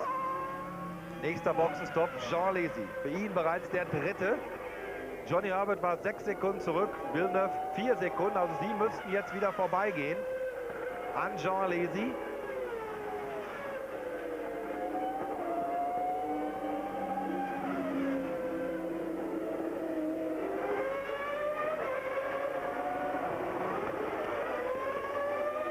Also ganz klar muss man sagen, Jochen, die mit den Regenreifen gestartet sind und dann in relativ früher Phase zwischen der 6. und 10. Runde schon einen Stopp machen mussten, um umzurüsten auf Intermediates, die sind allesamt salopp ausgedrückt erstmal gekniffen. Denn die haben alle diesen zusätzlichen Stopp, den zum Beispiel Schumacher und Fisichella, die jetzt führen und die einen dicken Vorsprung haben, nicht brauchten. So unverständlich wie die Entscheidung in Monaco gewesen war, damals eben auf Trockenreifen zu starten bei den Williams und diesmal auf diesen Schwerwetterreifen zu starten, das war genauso unverständlich. Also ich kriege es manchmal wirklich nicht so ganz, ich verstehe es nicht so ganz, wie man zu solchen Entscheidungen kommt. Also es war ja eigentlich relativ deutlich, dass man auch mit etwas weniger profilierten Reifen da ganz gut zurechtkommt. Aber na gut, für uns ist das eben mit dem Erfolg von Schumacher ganz klar ersichtlich. Ja, aber irgendwo, ich meine, wenn ich mich so dran erinnere... With one of the Ferrari crew members nodding off from the sheer boredom of it. Jean Todt, his team manager, isn't? That's him. You're watching Michael Schumacher on this demonstration drive of his at Spa, leading Giancarlo Fisichella by 45 seconds. Jean Lézy has been in for another pit stop in the Benetton. That's his 3rd in all. Mika Hakkinen is 4th. Heinz-Harald Frentzen is 5th. That is Rubens Barrichello. Magnussen doing a bit of motor crossing in the Stewart. He's in 13th place, hitting the curbs at the bus stop. Mika Hakkinen is 4th, Heinz-Harald Frentzen is 5th. Johnny Herbert is in 6th position, ahead, and Diniz is 7th, way ahead of Damon Hill, who is in 14th place, and a lap adrift. He's still running, but he's right down. He's made 2 pit stops, and I wouldn't be at all surprised if he has to make another one. But anyway, Schumacher is on his way. Interestingly, Michael Schumacher is now also, there's Diniz coming in for what must be his final stop from 9th place. He's not going to score points today like it looked for a while, but Michael Schumacher choosing to cool his slicks down. So maybe those Goodyears are, well, they've had 1 or 2 blisters over the weekend. Not as much as the soft Bridgestones, but Schumacher feeling he needs to cool his slicks anyway to avoid any of those problems. Let me tell you a story about Schumacher here in '92. I was driving the Benetton, and with him, I passed him for 3rd place. He followed me for half a lap, looked at my rear tyres, decided to call in for a pit stop. We were just behind Mansell and Patrese in the 2 Williams. He saw my tyres, called in, took a set of slicks and won the race. and that's the capacity that guy's got while he's controlling these cars, and that's why he's won so many Spa races and 2 World Championships. And here we have Lacey under pressure there, and Berger under pressure from Villeneuve. Yep, battling for 7th position. There's Lacey, there is Berger. Now there is almost, you can see the gap between them. Lacey, Berger, Villeneuve. Lacey 6th, Berger 7th, Villeneuve in 8th position. And Villeneuve's got to get past these 2 doughty campaigners in a car which has got the engine exactly the same as his. That's the team, Benetton team, waiting to bring somebody in and bring Gerhard Berger in. And Jacques Villeneuve in 8th position won't even be in the points until he gets past both Gerhard Berger immediately ahead of him and Jean Lacey. And Berger's going into the pits. So up into 7th place goes Jacques Villeneuve. Now if he can get past Lacey, he's in the points. I'm very confused as to why Benetton haven't been putting fuel in these cars when they've been changing tyres.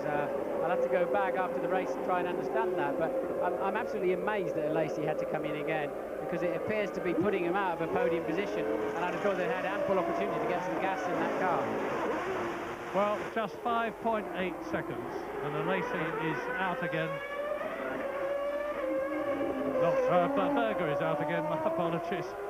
And coming up to Les Combes, here is Jean Lacey. 6th position, Jacques Villeneuve. Lacey over the crest at Eau Rouge, and Villeneuve getting the Williams out of shape, trying very hard indeed. Now the gap between Jacques Villeneuve, just out of the points in 7th place, and Michael Schumacher, who's on lap 35 out of 44 and leading, of course, is a massive 65 seconds. Schumacher is giving Villeneuve a driving and tactics lesson here at Spa. And it looks, as I said, as though it's going to be Schumacher's 5th victory here in Belgium. And Damon Hill has come into the pits just in front of me, down from 14th position. Sure enough, there he is. This is his 3rd stop of the race, and the battle between the Benetton and the Williams of Lacey and Villeneuve continues to rage down on the track. That's 36 out of Stabilo. And they're coming up to catch Ukyo Katayama, the Japanese driver, who is in 16th position in the Minardi. Well, we've been down to the Benetton pit, and they say they have put fuel in at every stop, and the last one was a scheduled stop, so I'm wrong on that. So down to complete that. Is Villeneuve going to have a go at Lacey? Indeed he is. He dives up the inside, but Lacey's got the line. This is where you can either go very, very wide, as they both have, or take a tighter line. There isn't very much in it. That's Craig Pollock, who is Villeneuve's manager and ex-ski teacher, and the man who's rumoured to be building a team with Reynard for Villeneuve to drive for. And Villeneuve now is really going to have a go at Lacey as they come up to Les Combes. Lacey protects his position, but if Villeneuve can just get a bit closer, no, I don't think he's going to get through. Yes, he does so. Great passing move by Jacques Villeneuve up into 6th position and into the points. Again, a bit submissive there from Lacey. There's no doubt about it that Villeneuve had the faster car. Lacey knew it, but I thought he would put on a bit harder fight than that. So Villeneuve now on his way. He's just crept into the points. Could be a rather critical point by the end of the year. He's now got a set about Johnny Herbert. Johnny's been going extremely well, while Villeneuve there putting a good move on Lacey while they've been having that scrap. And Johnny's pulled away by 5.5 seconds, so Villeneuve has to set about him now for another valuable World Championship point. Yeah, I mean, Herbert was faster than Villeneuve on the previous lap, but obviously Villeneuve was being held up by Jean Lacey. Now he's got a clear track. Now he can stretch his Williams legs and really go for it. And he's in 6th position on 1 World Championship point. That man, Michael Schumacher, is in the lead on 10 World Championship points, and he's on his 37th lap. What an amazing year he has had, because he's only failed to finish in 2 races, Michael Schumacher, this year, and this is the 12th race out of the 17 we're going to have this year. And there he is again, cooling his slicks down. He obviously feels there's a little bit of give up, or it's just an extra security thing. Here comes Frentzen into the chicane now. He's going to take plenty of curb. Not a major problem. He wants to be sure he doesn't take his front wing off like Mika Häkkinen did exactly there this morning. He's putting on a spurt. That's the fastest lap of the race you saw Frentzen doing there. And he's making a charge for Häkkinen. He's 4.5 seconds behind. And Häkkinen's making yet another charge at Fisichella, who's in second place and driving well. Well, while we're watching Frentzen in fourth place, let's not lose sight of the fact that young Giancarlo Fisichella, the man who so very nearly won in Germany and we now look at, is in second place, and seemingly a very comfortable second place. He's coming up to lap Damon Hill, who is in 14th place, and he's 6 seconds ahead of Mika Häkkinen in the McLaren. Heinz-Harald Frentzen is fourth, Johnny Herbert is fifth, Villeneuve is in sixth position, Gerhard Berger, who is in ninth position, is again the fastest man on the track. The first lap in under 1 minute 54 seconds, and Louise Goodman is with David Coulthard in the pits. Okay. David, you were in with a shout for some points there. What happened? Got a wheel up on the curb in the fast corner that brings you down towards Blanchimont and just spun the car off there. Tyre choice is proving critical in the race. Who makes the decision about what tyres to change to and when to change? Well, the call, obviously I'm out the track, I know what's happening, and I just need to talk to the team and they'll inform me of what's happening as well. But the decision was made to come in. We're probably a lap later than we should have, but it was a call from me and then confirmed by the pit wall. Lap 38, no change at the front as far as Michael Schumacher is concerned, or as far as that young man, Giancarlo Fisichella, the extremely amiable and extremely capable multiple ex-kart champion, German Formula 3 champion, the man who won the Monaco Grand Prix for Formula 3 cars, and he's up behind Damon Hill to lap it. Eddie Jordan says Fisichella is in a Jordan next year. Contrary to what everybody believes and what the press is saying, Fisichella is not going to Benetton. We have two drivers next year, Ralf Schumacher and Giancarlo Fisichella, so a little bit of a bun fight creeping up there, Murray. Yeah, and what about the rumours that Damon Hill is going to be in a Jordan next year? Or is it a Prost, or is it a Benetton, or could it be an Arrows? It's still very, very open. The only thing we're absolutely sure about is that it isn't a McLaren, and it certainly isn't going to be a Ferrari, because all their 4 places are occupied.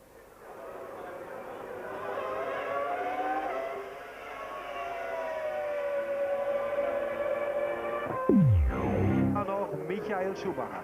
Vorsprung von Michael Schumacher auf Fisichella nach gefahrenen 38 Runden, etwas mehr als 35 Sekunden. Und bei Benetton bereitet man noch einmal einen Boxenstopp vor. Alesi war schon 3-mal drin. Gleich kommt Gerhard Berger, der gerade eben die schnellste Rennrunde gefahren hat, nochmal rein. 1:53,967 die Zeit von Gerhard Berger. Und da haben wir Heinz-Harald Frentzen. Er kommt nicht viel näher ran an Mika Häkkinen. Die Zeiten immer so plus minus 1-2 Zehntel. Gerade hatte Frentzen mal wieder die Nase ein bisschen vorn, dann war Häkkinen wieder ein bisschen schneller. Jetzt in der letzten Runde wieder Frentzen. Reicht es für Heinz-Harald vielleicht doch noch, Mika Häkkinen zu kriegen und noch aufs Treppchen zu klettern? In der letzten Runde war er deutlich schneller. Er war also gleich 1,4 Sekunden schneller und das gibt ihm natürlich schon ein bisschen Oberwasser. Jetzt ist er dann schon fast in Riechnähe von dem McLaren Mercedes. Wir haben ja vorhin darüber geredet, für Frentzen ein Erfolgserlebnis dringend notwendig, für ihn, für das Team, aber vor allen Dingen für sein Selbstvertrauen. Wenn man überlegt, er stand auf Startplatz 7 und ist jetzt immerhin Vierter, und Villeneuve stand auf Startplatz 1 und ist Sechster. Auch wenn er jetzt die schnellste Runde gefahren hat, das ist nicht das Rennen des Jacques Villeneuve und es ist vor allen Dingen nicht das Rennen der Williams-Strategen. Also die Entscheidung, mit den Regenreifen zu starten. Es war sehr markant. Also ich muss schon sagen, also das mit Schwerwetterreifen anzugehen, dann umzuberüsten auf Intermediates und dann nochmal auf Slicks, das tat weh. Aber so ist es manchmal. Der Williams-Wetterfrosch kriegt definitiv das falsche Futter oder er kommt die Leiter nicht richtig hoch. Eins von beiden nach Monte Carlo, jetzt also zum zweiten Mal. 2 Nieten im Wetterpoker der Williams-Strategen. Aber nichtsdestotrotz, vielleicht rettet Heinz-Harald Frentzen ja doch noch ein bisschen was und fährt noch aufs Treppchen. Das wäre zum Leidwesen von McLaren Mercedes und von Mika Häkkinen. Aber die Frentzen-Fans und die Williams-Fans würde es freuen und uns auch, denn wir wollen eine spannende Schlussphase Ihnen präsentieren. Und die können am ehesten Frentzen und Villeneuve. So this is the fight then for third and fourth place. Frentzen is catching Häkkinen very nicely by over a second on the last lap now, just a couple of seconds behind. There you can see Häkkinen going into the bus stop. We switch to Michael Schumacher. He's currently leading by 33 seconds. He's backed off quite a lot, and he's apparently cruising to the end of the race, keeping his car in good shape, and he's got enough time in his pocket, you may think. But remember, it's exactly the same amount ahead that Damon Hill was in Hungary, Murray. Absolutely, and we know what happened there for the sake of one very expensive washer. And again, Schumacher deliberately moves off line to go into a wet patch to cool down his slick tyres. Now, he's got the feel of the car, and he will know the tyre grip characteristics. He's obviously finding it necessary or desirable to do that. But his lead is a massive one. 33 seconds, lap 40, 4 laps to go after this one, each of which are 4.3 miles. And Louise Goodman has got Ralf Schumacher with him. What happened? Ralf, an incident-filled race for you. What happened on the formation lap? Well, on the formation lap, the rain was a lot stronger than I expected, and then I came into high water with slick tire, which ended up in a lot of aquaplaning. And well, at the end then I was in tire war. I made it back to the pits, but well, then I had to go with the G car, which didn't obviously work with rain tire because we had dry setting. And then after I swapped over to slick tire, it went quite well, but I was too far behind, and I tried everything and I spun at it. We saw you had a couple of other excursions off in the middle of the race. Was there a problem with the handling of the car? Was that because you were in the T car? Just was not enough grip to go as quick as I wanted in the rain. That was the reason. Back again with the Williams of Heinz-Harald Frentzen chasing Mika Häkkinen for third position. Frentzen aiming to get onto the podium. Just 1.5 seconds between them, and he's lapping over half a second faster than the McLaren. And Michael Schumacher is on his 41st lap now. 3 laps to go at the end of this one as he drops down to the rivage, turns into the left-hander before Pour, and it was here last year that in one of the practice sessions, he's just at this point now. He spun off very heavily indeed his first year with Ferrari. He certainly hasn't made that mistake this year. He's only got 3 laps to go at the end of this one, and I'm jolly sure he won't be making it now. On his victorious way, over half a minute ahead of Fisichella, with Häkkinen third, being caught by Frentzen, ahead of Herbert fifth, and Villeneuve sixth, who is catching him, but not fast enough. Okay, well, Häkkinen faster than Frentzen on that lap, so he's responding. If you're wondering where Alesi's gone, he's made yet another stop for a new set of tyres. He felt his rear tyres were going away, but with such a little time left towards the end of the race, there was no point in him coming in, I felt, because he's now back in 10th place. At least he did have an outside chance of a point by just sticking with those tyres, but he obviously elected to come in. You can see Michael Schumacher occasionally going onto the wet patch. Frentzen's doing the same. Clearly the tyres are on the limit, but looking at Schumacher's tyres and even looking at Frentzen's tyres, you can't see any particular signs that they're badly blistered or angry at all. Maybe it's just a precautionary thing. They can obviously feel the car sliding around underneath them, and something we can't see. You're so tuned into those cars, you're strapped in so tightly, you are part of the car, and clearly he can feel something that we're unable to see on our TV pictures as he streams towards Longchamp. Well, one Ferrari in the top 6, one Jordan in the top 6, one McLaren in the top 6, one Sauber in the top 6, but 2 Williams.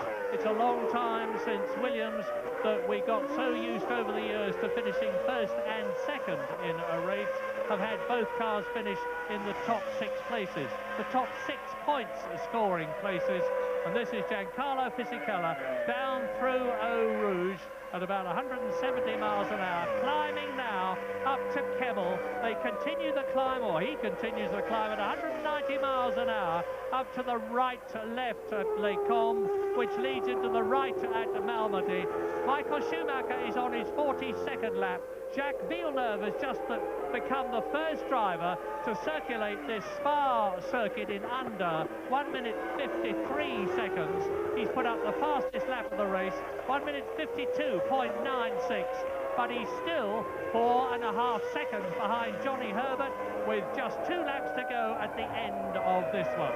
It's looking increasingly as though Giancarlo Fisichella there is going to finish in the highest position he has ever been in a Grand Prix. He finished in 3rd place in Canada, but it looks as though he's going to finish 2nd here at Spa.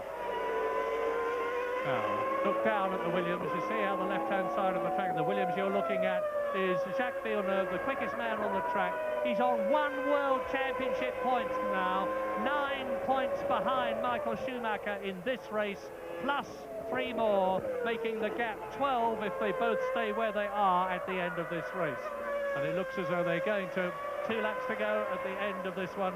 Only cruel reliability problems like Damon Hill had in Hungary are going to take a victory away from Michael Schumacher. Well, he's making a big charge on Johnny Herbert, who's done another fantastic job in the Sauber Ferrari up there in 5th place. And I don't think he's got enough time. He's 4.2 seconds behind. He's giving it everything. Look, across the curbs, all to play for.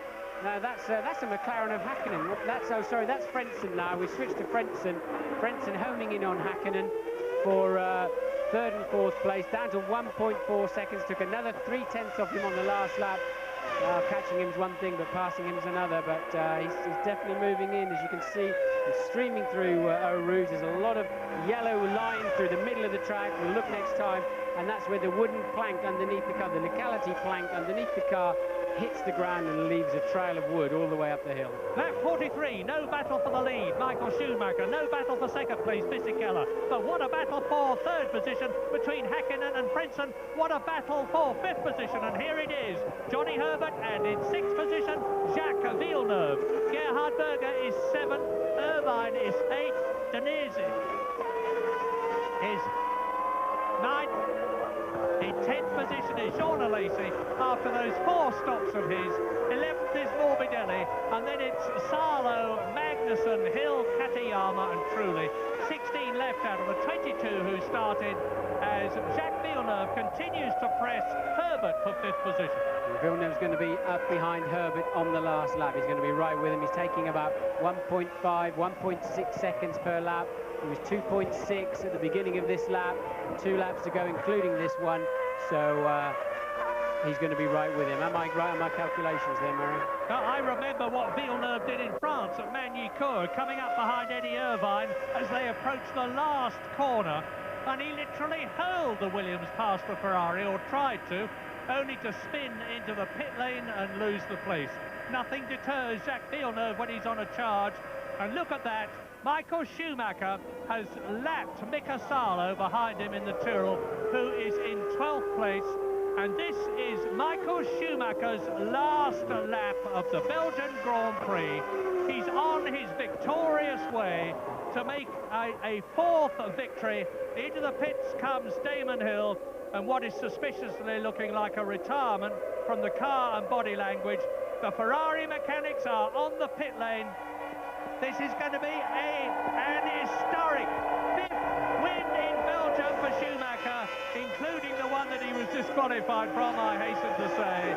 This is where he made his Grand Prix debut in 1991 with the Jordan team, only to be snatched away for the next race by Benetton, with whom he became world champion twice and won 19 Grand Prix for the Enstone team. And now, after giving himself the challenge of bringing Ferrari back to the top of Grand Prix racing, he's undoubtedly doing it.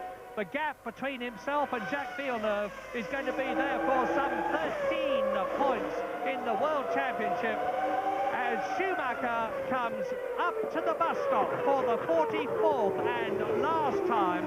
This has been a victory of such dominance that Michael Schumacher has underlined yet again why he's the great world champion he is, and off spins Irvine as Michael Schumacher wins the Belgian Grand Prix.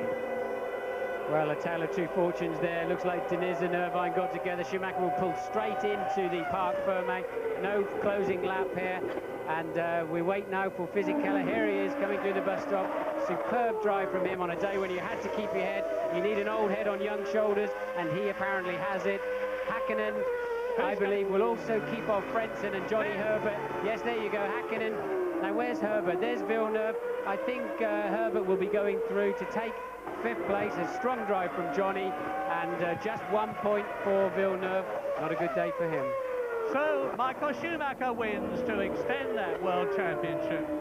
He richly deserves this year's World Championship. I said I thought Villeneuve was going to get it, but Schumacher is most definitely in the process of proving me very wrong indeed. Giancarlo Fisichella finishes in the highest position that he's ever been in a Grand Prix, second for Jordan. Mika Häkkinen takes yet another third place because he's already had 2 this year. Heinz-Harald Frentzen does finish ahead of Jacques Villeneuve in 4th position. Johnny Herbert, a great 5th place. There's a replay of Michael Schumacher winning the Belgian Grand Prix, and that 1 World Championship point is all that Jacques Villeneuve gets after 3 stops to Michael Schumacher's 2. Schumacher and Ferrari, as I said earlier on, got the Belgian Grand Prix right before it even began. Now here's the incident. De Nitz on the last lap giving Irvine a run for his money. They've gone in side by side, touched, heavily touched actually. De Nitz is not going to make the end of the lap. His front suspension has failed so badly. Well, Irvine, I don't know if he can recover from that either. Don't think so. Irvine walking back, so he's not going to be happy. Remember, Trulli ran him off the road Nakano ran him off the road in Hungary, the last Grand Prix, on the last lap. Michael Schumacher leads the World Championship from Jacques Villeneuve by 12 points. They're the only 2 in it as Villeneuve walks in. Alesi and Frentzen are tying for 3rd position now, so Heinz-Harald Frentzen has improved his placing from 5th to 3rd. They're both on 22 points. Gerhard Berger has moved down from 4th to 5th position, and tying on 6th, a long, long, long way behind, Eddie Irvine and Mika Häkkinen. So as far as team drivers are concerned, as you watch Mika Häkkinen 3rd, and in the background Michael Schumacher, and as I've said before, you always know when Michael Schumacher has won by that wonderful smile on his face, especially when he gets on the podium. He's patently happy about it, and it doesn't always look that way. He's getting old, Murray. There's 2 beads of sweat on him. I haven't seen that before, but a peerless drive there by Michael. And maybe that's the young pretender to his crown walking up the steps behind him, because that was a very mature performance. Schumi does enjoy himself on the podium, and I don't blame him. There's too many bad days. You've got to really enjoy the good days, and he enjoys it more than anybody else. He's quite incredible. This was his 96th Grand Prix, and he's won 26 of them. So he's been on the podium now 51 times, and that's more than 50% of the races. The German national anthem.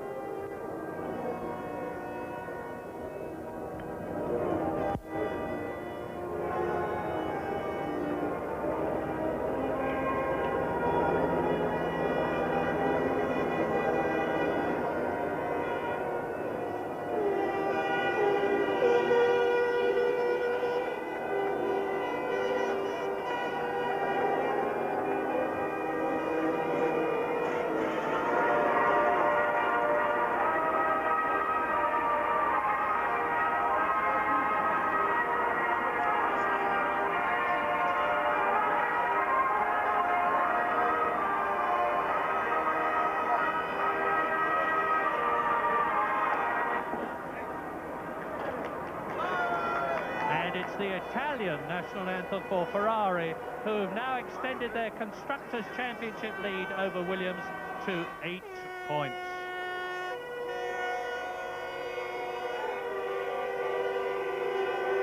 Well, it's not the Italian national anthem for Ferrari. Yes.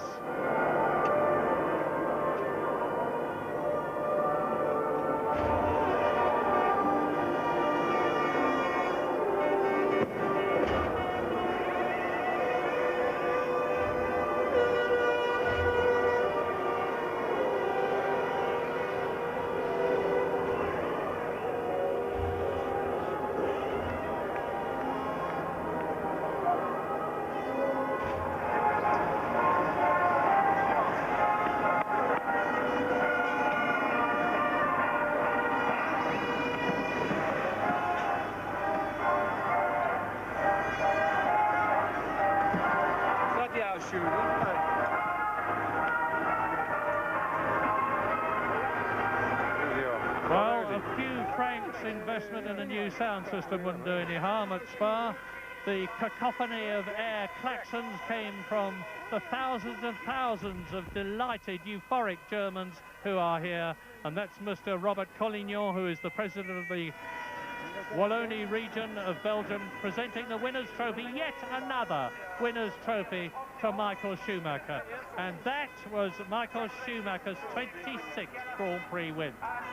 The Williams had the fastest cars on the racetrack in the dry, and there's not one Williams driver on the podium, so Frank was not going to be unduly happy about that. They'll have to investigate their tyre decision again. For starters, Hakkinen holds up his trophy, looking a touch second hand. They had a fairly big shunt yesterday. John Todt and Michael Schumacher embrace. That's the two men who've put Ferrari on top. It's a great pity that Ross Brawn isn't there as well, because he's made a massive contribution this season. And we should never forget John Barnard, who's now with Arrows, who also did a monumental amount to get Ferrari back into the winning position that they're in now. And there is Todt taking the Constructors' Trophy and offering it to Michael Schumacher. You won it, Michael, he says. No, you did just as much as I did. I'm quite sure Michael Schumacher said. Replay crosses the line, having lapped Vicar Salo. And the next race is Monza, Murray, where the Ferrari fans will be extra crazy.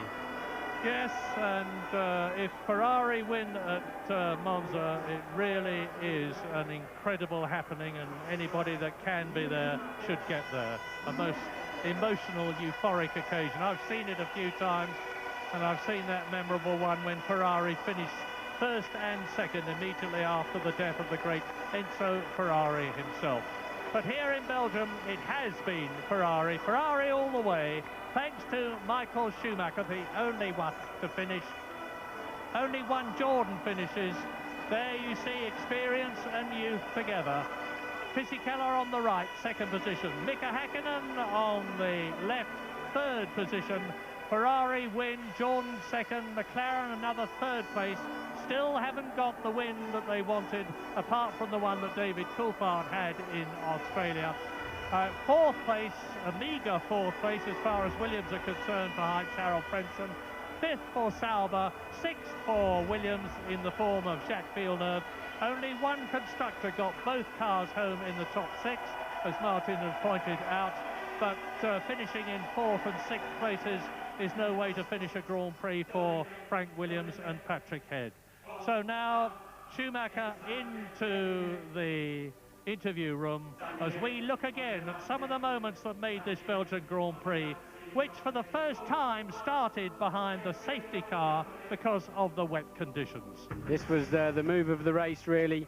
Schumacher had to make that. Remember, after that moment, he went off into a huge lead, so he needed to get past Alesi quickly, and he took a calculated gamble.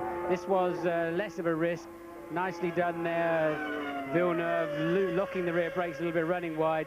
Schury calm and collected, went up the inside. And here he is, going over the finish line, and the traditional Schumacher punch into the air as he celebrates yet another victory here at Spa.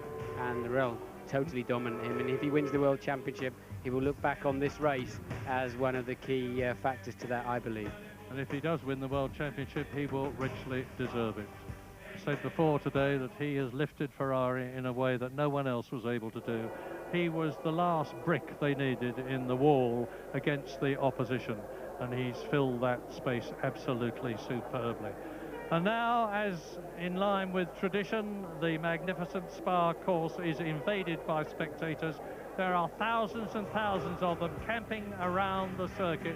They've come from miles and miles because it's close to Holland, it's close to Germany, so you get a wonderful international blend of spectators here, and they've seen a great race dominated by a truly great driver. Michael Schumacher wins yet again in Belgium, and we'll look back on this probably in years to come as one of the great races. There is Jackie Stewart, and his man Magnussen finished in 13th place. Rubens Barrichello retired very early on in the race. Yes, apparently Barrichello had a coming together with Frentzen. We saw the Barrichello car in the pits. No apparent damage, but that was a coming together with Heinz Harald Frentzen. 16 of the 22 started. Verstappen retired, as did Ralf Schumacher, David Coulthard, Tasso Marquez, Rubens Barrichello and Shinji Nakano. Napoleon, Jean Todt there.